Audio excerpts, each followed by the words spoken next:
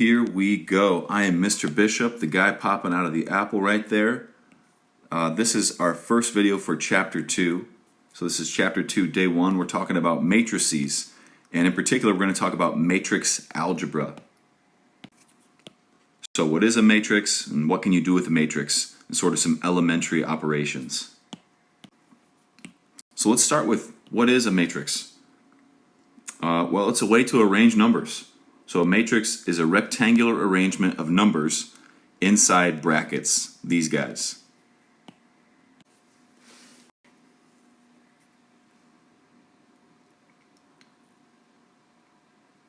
So for example, in blue here, you might have some brackets here and 4 different numbers, whatever they may be, right? I just have lowercase letters there now to represent what the entries in the matrix might be. So this matrix we'd say has 2 rows. Those are the horizontal organizers there, 2 rows. So we got A and B in the first row, C and D in the second row. And then vertically, we'd say it has 2 columns, right? So if I can color code in green there, AC is one column and BD is the other column. And the stuff on the inside of the matrix, I think I already said it, we call those entries. So we call the values inside the matrix the entries. So like A is one entry, B is another entry, and so on.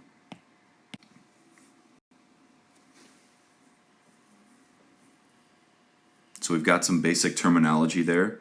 Now let's talk about the dimensions of a matrix. So we measure it as blank times blank. It's not length times width necessarily, right? Like you might measure the dimensions of a room. It's rows by columns. So to give me the dimensions of a matrix, you give me the number of rows by the number of columns. So let's take our little blue matrix up here. We know we've got 2 rows and 2 columns, so we'd say this is a 2 by 2 matrix.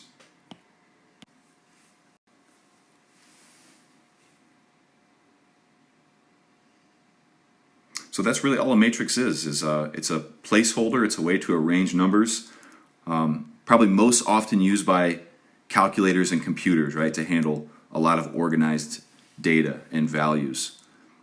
Let's continue on this idea about dimensions. So I already wrote that. I'm going to keep that here up top. So we know the dimensions are just the number of rows times the number of columns. And we have a few special cases that we're going to give names to. So a few special types of matrices. The first one, if a matrix has the same number of rows as it does columns, so the number of rows is equal to the number of columns, we call that a square matrix. That would be a square matrix. Just like a square in geometry, the length and the width are the same value, right? All 4 sides are the same. So for example, the matrix we just had was a 2 by 2, so the number of rows and the number of columns were the same, so that was a square matrix.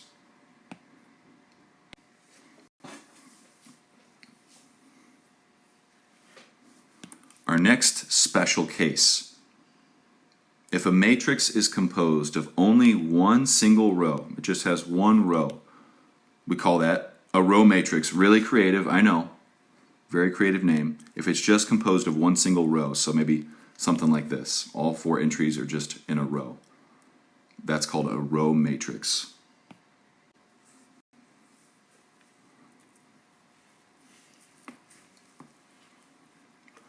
All right, and we've got one more special case. You could probably guess what it is. Based on this past example, what if you just got a matrix that's composed of one single column? You guessed it, you'd call that a column matrix. So if a matrix just has one column, let's say all the numbers or the values are just one vertical column, we call that a column matrix.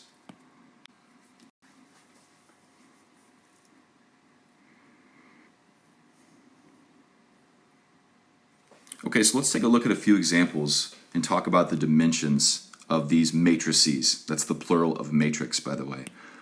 So here's my first example. 5, -1, 2, and 5. the dimensions, and then is this a special matrix, right? Well, we know it's a square matrix because it's 2 by 2 in the dimensions, right? 2 horizontal rows by 2 vertical columns. Easy enough. My next example, 2, 3, 0. Make sure when you make this matrix, you space them out nicely, right? 1, negative 2, 5. So they're nice and organized, nice and spaced out. So this isn't a square matrix, obviously, and it's not just one row or one column. So this one isn't any special type of matrix. And the dimensions would be 2 rows by 3 columns. So it's a 2 by 3. So it's important that the order is correct there. You'd say a 2 by 3. If you said a 3 by 2, that would be incorrect. It goes number of rows by number of columns.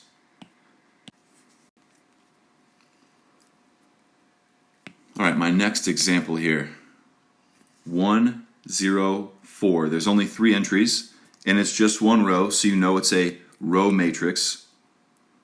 And let's be careful with the dimensions here. It's 1 row by 3 separate columns. So that's 1 by 3 for this matrix.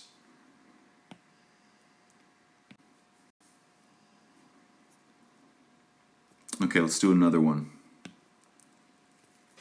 Only 2 entries, 2 and then 1. So you know it's a column matrix. It's just composed of 1 column. And the dimensions would be, well, technically there's 2 rows, right? 2 horizontal rows, but only 1 column. So we'd say this is a 2 by 1 matrix for the dimensions.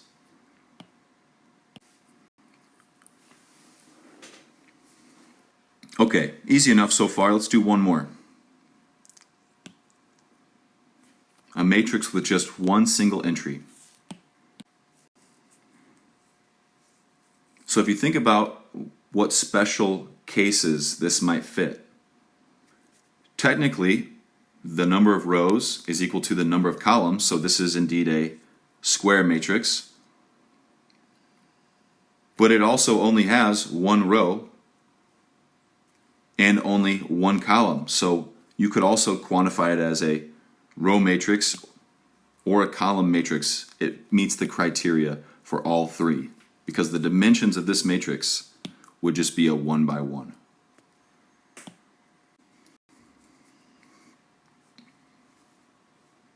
Okay, so we've talked about the dimensions of matrices and the 3 special cases. Let's talk about what it means for 2 matrices to be equal.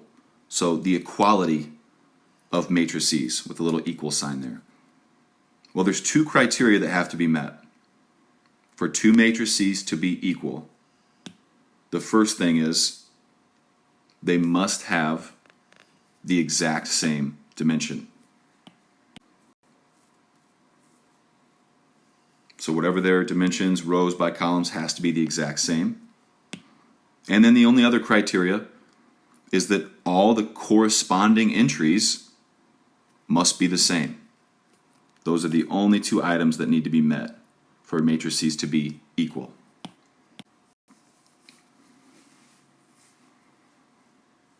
So let's look at a quick example of this. I'm going to come up with a matrix that has some numbers and some variables in it.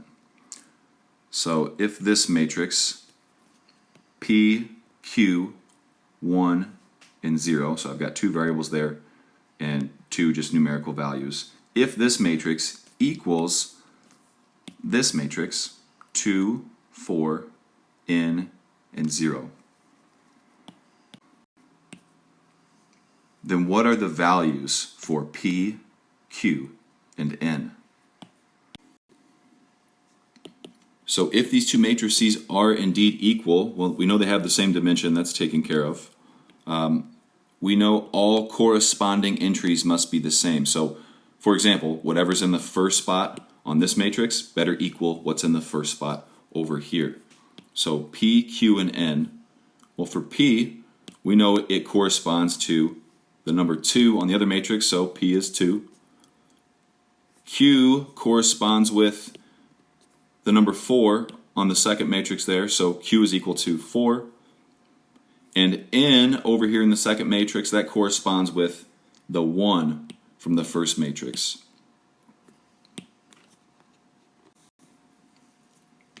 So we know that those corresponding entries, the ones that are in the same exact spots on either matrix, are equal. Okay, let's take that one just one step further and look at the worksheet for today, the day one worksheet. And I want to talk about exercises 7 and 9. Right here. In particular, these two matrices that are equal. So matrix A is equal to this matrix over here. So for starters, this is a really common way to organize matrices. For example, A subscript 12, right? A subscript 12 really means this is the entry that's in row 1, column 2. That's why it has a 1, 2 on the subscript. In the same way that A subscript 23, we know that's in row 2, and it's in column 3. So that would be row 2, column 3 for the location of that. And we know that these two matrices are equal. So we've got numerical values on the left-hand side, and we've got these variables on the right-hand side. So if I asked you, for an example, what does A subscript 21 equal? Right? Well, you'd look at A subscript 21, you notice it's in row 2, column 1, and you'd go to that same entry over here on this matrix. It corresponds to 0, so the answer would be 0. So I'm going to put that here. That would be what A subscript 21 is equal to. Okay, let me clean this up just a little bit here. That's better. And then a question like number 9. So I'm going to make my own to sort of mimic that. So I'm going to use this example. I want to ask you, what are the values for I and j if I asked you what A subscript ij was equal to for 3? So I and j here, if you notice there's a pattern, right, for all these little A entries. I and j are just sort of indices, right? Each one is a little index that tells you the row and the column that it's in. But all we need to figure out is which entry is equal to 3 from the other matrix. Okay. So I know my little A matrix is right here, but which one of those is equal to 3? So if I look at the other matrix, 3 is in row 2, column 2, which corresponds to, what do you know? A sub 22. So if it's A22, that means the value for I and j, you'll notice, right? I is 2, j is 2.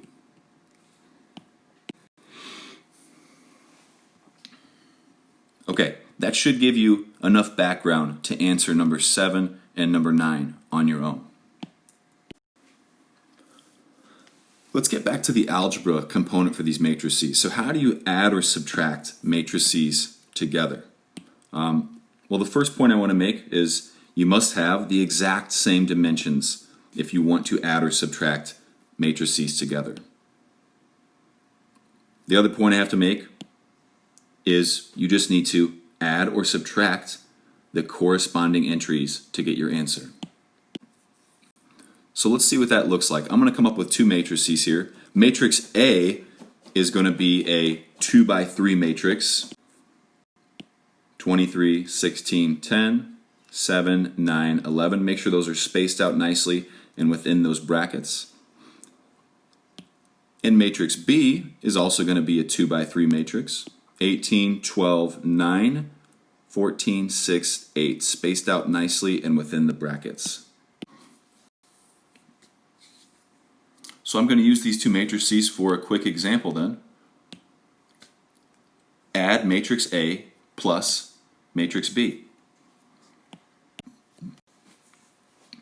I can use the copy and paste feature on the iPad, of course, right? So I've got matrix A plus matrix B. And the rule is we just have to add or subtract the corresponding entries to get our answer. Okay, so then 23, I should just add on the 18, right? Because the 18 corresponds with the 23. So that'll be my answer for the first entry there. And then 16 corresponds to the 12. So that'll be my answer for the second entry there. 10 plus 9, there we go. That first row is already done. 7 plus 14, 9 plus 6, 11 plus 8. So I just add up each corresponding entry. And my final answer, I still have a 2 by 3 matrix. I just have the sum for each of those corresponding entries. There we go.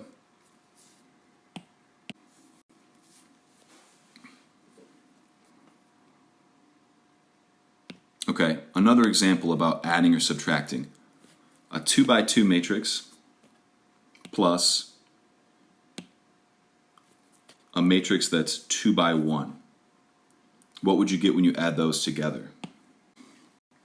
Drum roll. The answer is no solution, or the empty set for those of you that are used to that notation. The answer is no solution. And the reason being you can't do it, we just said you had to have the same dimensions, and these are not the same dimension. Right? This is a 2 by 2, and this is a 2 by 1. So the dimensions don't match, we cannot add them. So the answer is no solution. Okay, another example. How about this little matrix? It's one row, it's a row matrix, right? Plus a column matrix. And you're probably thinking in your head, maybe you could just add the 2 and the 1, get an answer, add the 3 and the 1, get an answer. But we wouldn't know where to put them or what the new matrix would look like, again, because the dimensions don't match. This is a 1 by 2, 1 row by 2 columns. This is a 2 by 1, 2 rows by 1 columns. Right away, this is no solution again for the same reason, right? They're not the same dimensions, so we can't add or subtract them.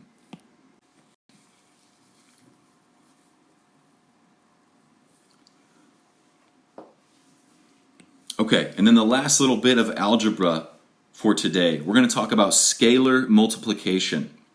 And when I think of scalar multiplication, I think of scaling things up, right? You scale things up by a multiplier or you scale them down. So this is just when we multiply a single number to an entire matrix. So you multiply a single number to every entry in the matrix. So a common term that people usually think of when they're used to multiplying through multiple numbers, you think about distributing, right? So people think distribute a number through the entire matrix when you multiply.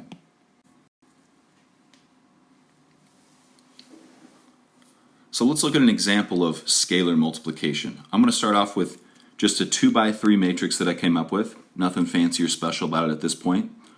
But then you'll notice some notation with a number out in front. So I'm going to put a 4 out in front of this matrix, which means I want you to scale this matrix up by a factor of 4.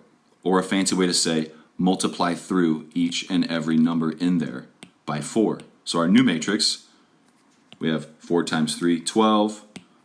4 times 1 is 4, and so on. Multiply every single number in there by a factor of 4, and you're done.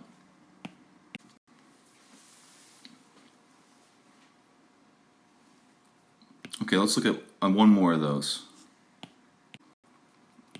I'm going to start off with a simple 2 by 2 matrix that I just came up with. And I'm going to put a number out front that implies I want you to do scalar multiplication. In this case, everything is multiplied by -1/3. So we have to distribute it to every single term in the matrix. And our new matrix is just the old matrix, but every single term got multiplied by -1/3. So let's simplify that and get our final answer here. 9 times -1/3, not so bad, that works out, that's -3. 0 times anything is 0. -3 times -1/3 is +1. 6 times -1/3 is -2. There we go. All right, so we talked about what a matrix is, how you can add and subtract them, what it means for matrices to be equal. We talked about their dimensions, and we talked about scalar multiplication. So that is all for these notes. Thanks for watching.